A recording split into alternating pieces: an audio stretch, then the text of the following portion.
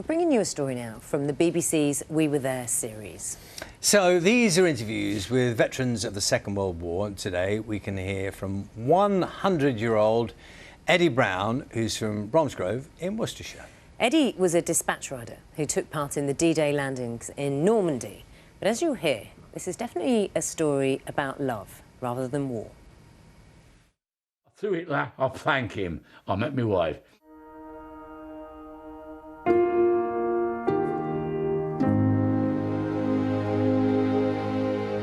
We're going tomorrow. So I said to Sergeant Brown, I said, what about my girl?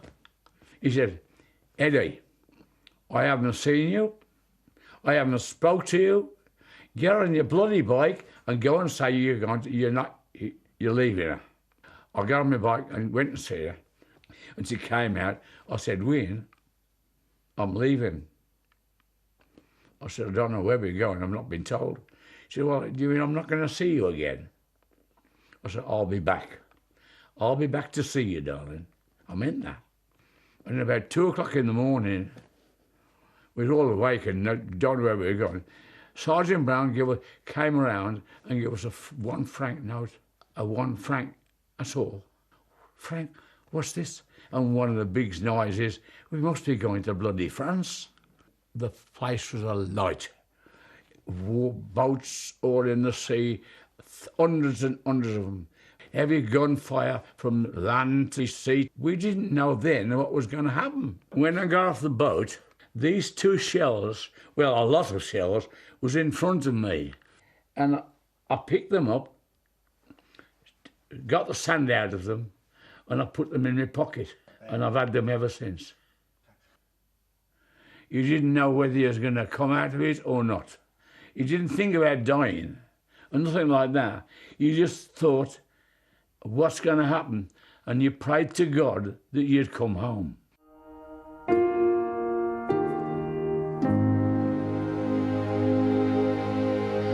I said to Fritzy, my mate, I'm going to see Win. You're bloody stupid, he said. I said, there's an aerodrome just down the road. We went down to there. I said, have you got anything going to Croydon tomorrow? So they said, we've got a Dakota going at 11 o'clock tomorrow morning. And I dressed myself up very nice and smart. I was going to see Win.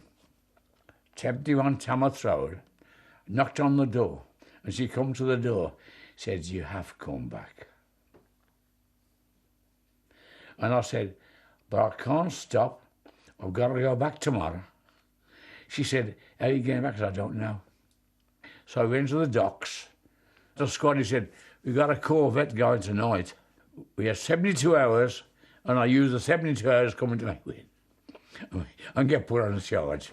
And I was put on charge for 2 weeks doing potatoes. We used to write letters to each other. And I used to number every letter so that you'd know if you'd missed one. And we got to 300, we did. Come home in 1945 and married her. I loved her. I fell in love with her from the minute I met her. Fascinating. And the BBC is trying to gather as many first-hand accounts from surviving veterans of the Second World War as possible to preserve them for future generations. Yeah, it's so extraordinary when you hear first-hand those accounts, even now, after all this time. If you're watching this morning, maybe it's a family friend, a relative, someone who has a tale to tell, you can email BBC Breakfast to get in touch via the BBC News website. These stories are remarkable. And can I just say, I know, a fascinating story, and great for Eddie to tell us that. He's 100. No. He did not look 100 years old at all, did he? He does look amazing. It's very well.